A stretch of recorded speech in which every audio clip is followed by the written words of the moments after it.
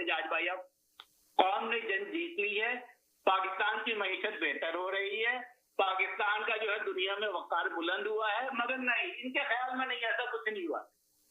और वो आगे एक साहब के जी रेमिटेंस से सिर्फ पैसे बढ़े हैं, बाकी कोई इन्वेस्टमेंट नहीं हुई है। तो भाई रेमिटेंस को कम करने के लिए आपने क्या क्या कोशिशें नहीं की कि बैरून मुल्क पाकिस्तानी जो है वो पैसे बेचना बंद कर दे? बंद कर दिया उन्होंने? नहीं, और हम कहते थे कि वो बंद नहीं करेंगे।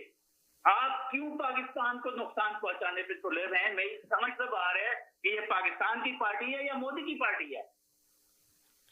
मोदी की वही बात है जो कि इमरान खान की बात है, दोनों की बात तो इनको लेकर कि पाकिस्तान को नुकसान पहुंचाना है। और हमने कहा था कि न पाकिस्तान श्रीलंका बनेगा, न पाकिस्तान कभी तबाह होगा, न पाकिस्तान कभी डिफॉल्ट करेगा, और न पाकिस्तान पे कोई बुरा वक्त आएगा। और इंशाअल्लाह ऐसा नहीं होगा। और ये सारे मक्कार जो हैं पीटीआई के अंदर, इन सब का जो है सिलसिला पहले ही ठीक हो गया, मजीद ठीक होगा। अभी तो जितने लोग और अंदर जाएंगे, अभी इंतजार करें, जब ये सारे लोग जो आइडेंटिफाई हो गए हैं इस जंग के दौरान, वो सारे के सारे अब अंदर जाएंगे।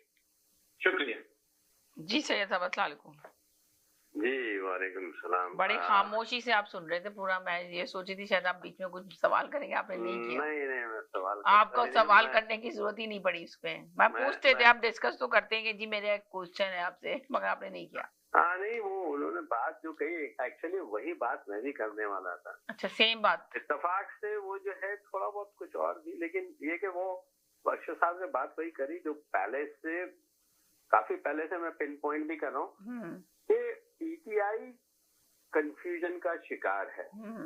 पीटीआई में एतमाद की बहुत कमी हो गई है। पीटीआई में असल में ग्रुप बन चुके हैं बहुत सारे, कौन है और दुश्मन कौन है। अब देखिए कंफ्यूजन इस तरह से है कि पीटीआई के लोग कहते हैं कि एस्टैब्लिशमेंट को छोड़ने वाली है, फिर कहते हैं कि जनाब उन पे तो कोई केस ही नहीं है, केस जैसे ही लगेगा वो तो हवा हो जाएगा आधे घंटे में, ठीक है। फिर वो कहते हैं भाई वो तो सादी का अमीन है, वो तो करप्शन है ही नहीं, उन्होंने करी नहीं है। फिर वो कहते हैं कि एस्टैब्लिशमेंट उनसे पूछने आती है क्या करना है और क्या नहीं करना, और समझ नहीं वो क्या वो डील ले लेके आती है, वो इनकार कर रहे हैं।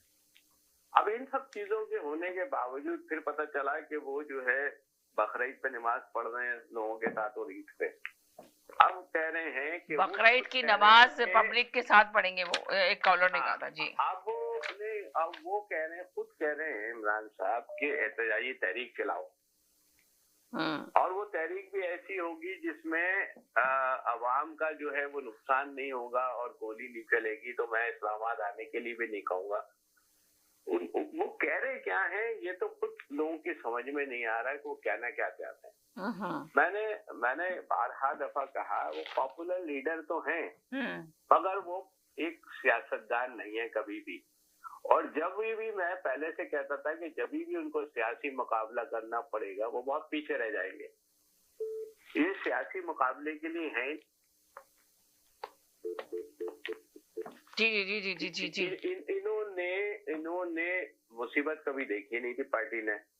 इन पार्टी में वो तमाम लोग थे जो हमेशा से एस्टैब्लिशमेंट के पसंदीदा लोग रहे। इसमें तो कोई अपोजिशन था ही नहीं ना इस पार्टी में। तो अच्छा, ये जो मखसूस निशस्तों की बात, निशस्ती की बात हो रही है, और निशस्तें जो उनकी चोरी की गई थी जो वो वापस देने की बात चल रही है आज मीडिया के अंदर के, यकीनन उनको बड़ा सुप्रीम कोर्ट पे पूरी उम्मीद है कि उनकी मखसूस निशस्तें जो ली गई थी वो वापस दे दी जाएंगी पीटीआई को। तो क्या पीटीआई खुशफहमी का शिकार है या हकीकत में होगा ये फैसला इनके लिए? अगर उनको सीटें देनी होती तो ली क्यों जाती, सवाल यही पैदा होता है। मगर ये बात बहुत ज्यादा आज तमाम टीवी चैनल पे यही बात हो रही थी कि है ना सुप्रीम कोर्ट पे पीटीआई को बहुत उम्मीद है और वो फैसला करेगी इनके हक के अंदर। क्या है मतलब गलत कि वो देंगे उनकी सीटें, सारी की सारी सीटें इनको वापस दी जाएंगी जो केस उन्होंने दर्ज किया हुआ है पूरा सुप्रीम कोर्ट के अंदर। जज के रिमार्क्स पढ़े आपने? जी। अब आपने रिमार्क्स पढ़ने के बावजूद अगर आप क्या वो शेख चिल्ली का ख्वाब देखना चाहते हैं आप देखें। देखें, बात ये है कि जब तक रियलाइजेशन नहीं होती ना, जब तक आपकी रियलाइजेशन नहीं है, हकीकत पसंदी नहीं है जी, तो आपकी गलतियां उसको आप फेस नहीं करोगे। यही अगर मैं आपको कहूँ, ये अगर वो लाइव टेलीकास्ट नहीं होता जी,